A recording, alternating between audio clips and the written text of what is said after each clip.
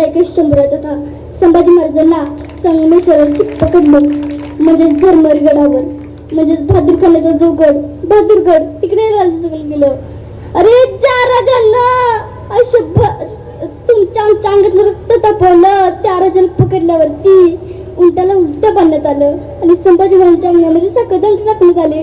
अरे ज्या राजाचा जिजिकार करण्याची लाखो प्रजा उभी राहायची त्या राजाला बघायला ही आत उभी राहिले आणि संभाजी महाराजांना उंटाला उलट बांधण्यात आलं. तो उंट यायचा, जवळ यायचा, कुणीतरी जायचं, त्यामुळे शेपटी पिरगळायचं, उंट थया थया थया नाचायचा. अंगातले ते सगळे साखरदंड टोचायचे, बोचायचे, जागी रक्ताळ करायचे. रक्तानं माखलेला देह औरंगजेबाने दुसरं फरमान टाकलं होतं. आतापर्यंत अंगामध्ये राजवस्त्र घालून फिरला असेल, आता त्याला विदुषकी कपडा झाला. अरे ज्या राजांना आयुष्यभर राज्याचं सौंदर्य बघितलं, जो राजा आयुष्यभर रूपात फिरला त्या राजाला, म्हणजे शंभू राजाला विदुषकी कपडे घालण्यात आले. अरे कुणी जरी यायचं संभाजी महाराजांच्या अंगावरती त्यावेळी नक्षी काढायचं. रक्तानं बंबाळलेला देह. अरे बघितलं असतं तर वाटलं नसतं आपला शंभूराज आहे. हनुमानाला शेंदूर फासावा अशी अवस्था केली होती माझ्या राजाची. पण राजा चुकला नव्हता, राजा वाकला नव्हता. कोणासाठी? तरी माझी तरुण पिढी अभिमानाने स्वाभिमानाने उभी राहावी, केवळ केवळ केवळ अभिमुखीसाठी. आणि संभाजी महाराजांना त्या बहादूरखान्याच्या बहादूरगडावर उभं करण्यात आलं. औरंगजेब उठला, संभाजीराजांना बघितलं, खाली आला, खाली उतरला, बसला, गुडघे टेकले आणि नमाज पडायला लागला. अल्लाह अकबर मारत म्हणाला, हे हुजूर, लंडनली जिसको देखने का मेरा सपना था उसको मेरे सामने लाके खड़ा किया है. असं बघितलं तो खाली बसलेला आणि महाराज कवी कशांना म्हणतात? कवी कैलाश. संभाजी महाराज आणि शिवाजी महाराजांचे मित्र कसा असावा तो कवी कशासारखा असावा.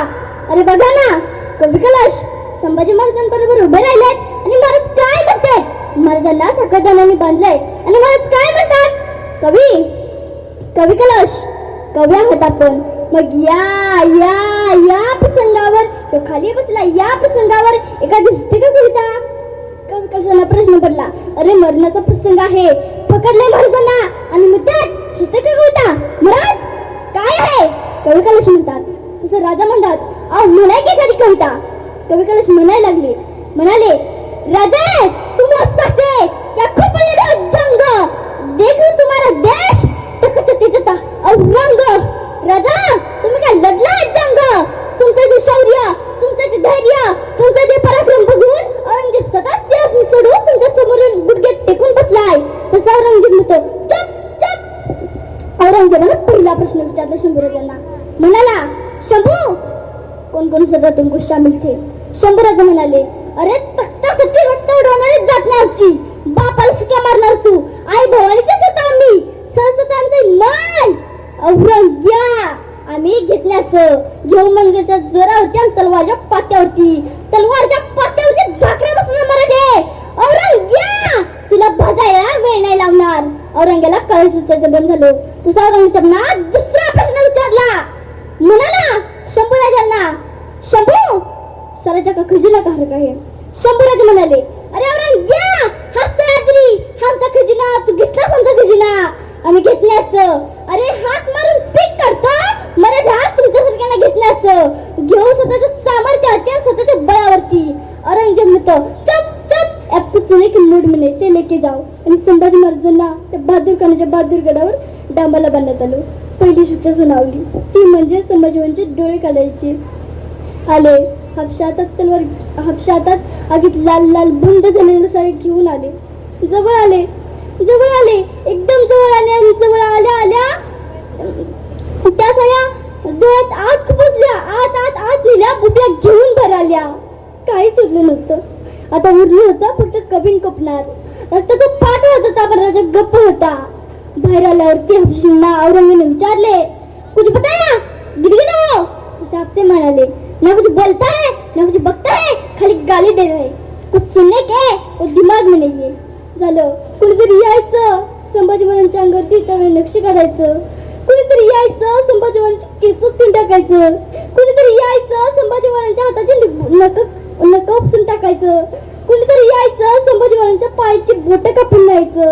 अरे एवढंच काय, कुणीतरी यायचं संभाजी महाराजांच्या गुडघ्याच्या वाट्या काढून न्यायचं. अरे बघितलं असतं तर वाटलं नसतं आपला शंभूराज आहे. आणि औरंगजेबाने दुसरी शिक्षा सांगितली ती म्हणजे संभाजी महाराजांचे कान कापायची. अरे ज्या कानांनी हरण माधवची किरकिर ऐकली, ज्या कानांनी आयुष्यात गाणं ऐकलं, जे कान आयुष्यभर ऐकत आले जय जिजाऊ जय शिवराय जय भवानी, ते कानाचा दर आले नव्हते. आले हापशातात तलवार घेऊन आले, जवळ आले, जवळ आले, एकदम जवळ आले आणि जवळ आले आल्या तलवार वर केली आणि सटकन चालवली. माझ्या शंभूराजाचे कान खाली मातीमध्ये पडले होते. पण राजा गप्प होता. राजा शब्द सुद्धा बोलत नव्हता. का? कारण आपल्याच माणसाने पकडून दिला होता. झालं हापशी बाहेर आले. 40 दिवस अत्याचार चालू राहिला आणि शेवटची म्हणजे तिसरी शिक्षा सुनावली ती म्हणजे संभाजी महाराजांची जीभ कापायची. अरे ज्या जिभेनं हरण माधवची गर्जना दिली, जिजीबाई शंभर म्हणते आऊसाहेब तुमचे नाता होतो आम्ही. जिजीबाई शंभर म्हणत राहिली आबासाहेब म्हणून द्या की आबासाहेब तुमचे पुत्र होतो आम्ही. जिजीबाई शंभर म्हणत राहिली हंबीर मामा तुमचे भाचा होतो आम्ही. ती जीभच उतरली नव्हती.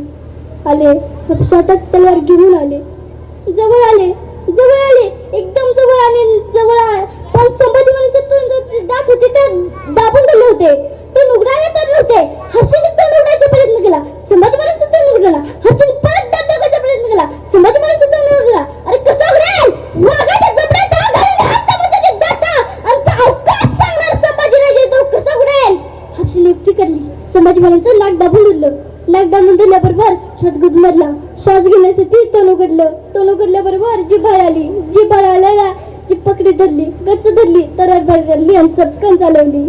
माझ्या शंभूराजाची जीभ खाली मातीमध्ये पडली होती. ती सुद्धा तयार नव्हती संभाजी महाराजांपासून पोरकं व्हायला.